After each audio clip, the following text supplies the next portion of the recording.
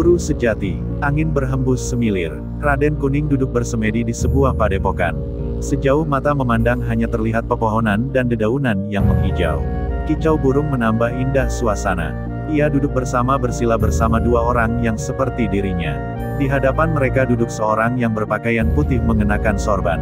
Raden Kuning memperhatikan mereka. Ia terkesiap ketika diketahuinya dua orang yang berada di dekatnya itu kesemuanya bertampang buruk rupa. Sedangkan pria bersorban kebalikan dari kedua orang itu. Ia bertampang bersih dan gagah sehingga enak dipandang mata. Kita harus mengenali dengan baik, siapa diri kita ini.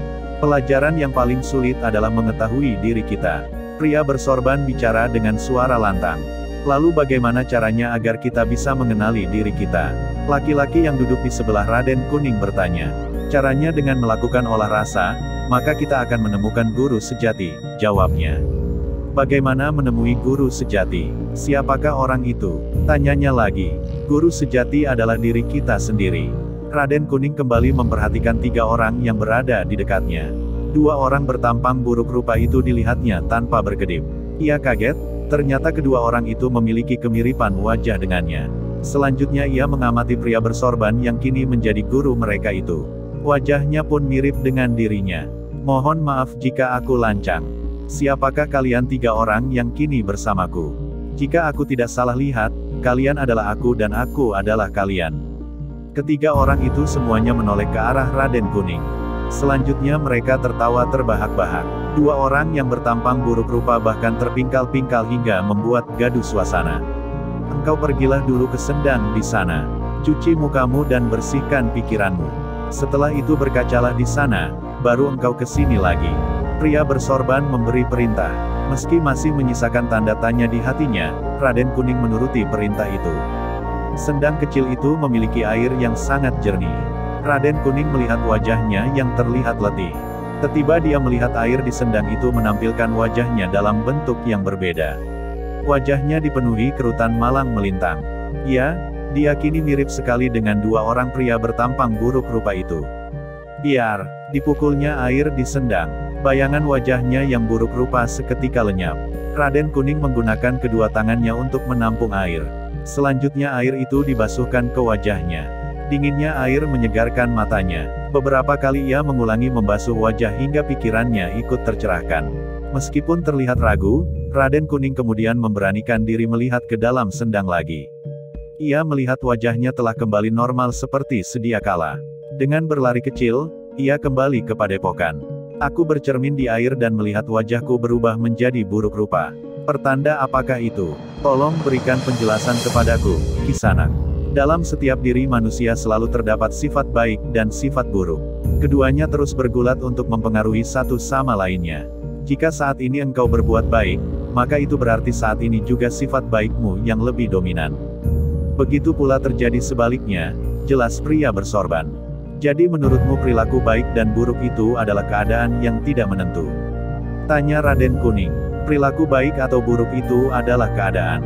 Ia akan sangat tergantung kepada keadaan diri kita. Oleh karena itu, agar keadaan yang terjadi sesuai dengan apa yang kita mau, maka kita harus mengenali diri kita sendiri. Sungguh berat aku mencerna pelajaranmu itu. Dengan kata lain menurut pendapatmu jika kita belum kenal dengan diri kita sendiri, maka kita yang akan terpengaruh oleh keadaan. Perilaku kita pun akan acak saat ini bisa baik, nanti bisa pula berperilaku buruk. Begitukah? Ya, seperti itulah yang aku maksud. Kembali kepada pertanyaanku semula. Bagaimana caranya agar aku bisa mengenali diriku sendiri? Kami bertiga di sini adalah dirimu. Kami hidup di dalam pikiranmu. Kami menjalankan perintah-perintahmu. Jika engkau memerintahkan untuk marah, maka dirimu yang bertampang buruk itulah yang akan melaksanakannya. Jika engkau memerintahkan berbuat baik, maka akulah yang akan melaksanakannya. Lalu mengapa jumlah kalian tidak imbang? Aku yang bertampang buruk berjumlah 2 orang, sedangkan engkau yang bertampang gagah hanya engkau sendiri. Di mana kawanmu? Nah, inilah cerminan dari dirimu. Hal ini berarti engkau lebih condong akan melakukan hal-hal yang buruk ketimbang berbuat kebaikan. Seingatku, aku ini selalu berpegang teguh dengan ajaran tentang kebaikan. Tak mungkin aku melakukan hal-hal yang buruk. Itulah keburukanmu. Engkau selalu merasa, tetapi pernahkah engkau merenungi setiap perbuatanmu? Raden Kuning terdiam. Ia seperti tertohok dengan pernyataan yang baru ia dengar barusan. Ia memang selama ini tidak pernah merenungi semua perbuatan yang telah dilakukannya. Raden Kuning lebih memilih bertindak mengikuti kehendak hatinya. Jika itu menurutnya baik, maka tak perlu lagi direnungkan apakah tindakan itu memang benar-benar baik. Oh, aku paham sekarang. Merasa berbuat baik itu adalah keburukanku. Jadi menurutmu semua perbuatan baik yang telah aku lakukan itu hanyalah perasaanku saja. Aku tidak pernah mengkaji semua tindakanku, tetapi lebih memilih merasa benar atas semua perbuatanku itu. Tepat sekali, Kisanak. Engkau telah tercerahkan. Memang sifat buruk yang mendominasi pikiranmu itu adalah bahwa engkau selalu merasa. Untuk mengobati hatimu itu, maka dirimu harus belajar cara tentang olah rasa. Tutuplah semua panca inderamu dan berserah dirilah hanya kepadanya. Serahkanlah hidup dan matimu hanya semata-mata untuk Sang Maha Pencipta. Raden Kuning mengangguk-anggukan kepalanya. Ada dua pelajaran berharga yang ditemuinya dalam dimensi pikirannya. Yang pertama adalah keseimbangan dan yang kedua adalah penyerahan diri atau penghambaan. Dengan jalan itu, maka ia akan mampu mengendalikan keadaan sehingga keadaan itu dapat sesuai dengan perilaku baik yang diinginkannya. Terima kasih, Kisanak. Engkau telah membuka hatiku. Raden Kuning menjura hormat. Tiba-tiba ketiga bayangan orang yang berada di dekatnya itu menghilang. Raden Kuning seperti tertarik oleh sebuah pusaran tenaga dalam aneka warna. Awalnya ia berusaha melawannya, namun selanjutnya ia kehabisan tenaga. Akhirnya ia pasrah dibawa oleh pusaran tenaga itu hingga jauh ke dimensi lain yang belum pernah ia kunjungi. Tiba-tiba terjadi suara ledakan keras. Debu-debu berhamburan ke udara. Raden Kuning tak sempat menghindar.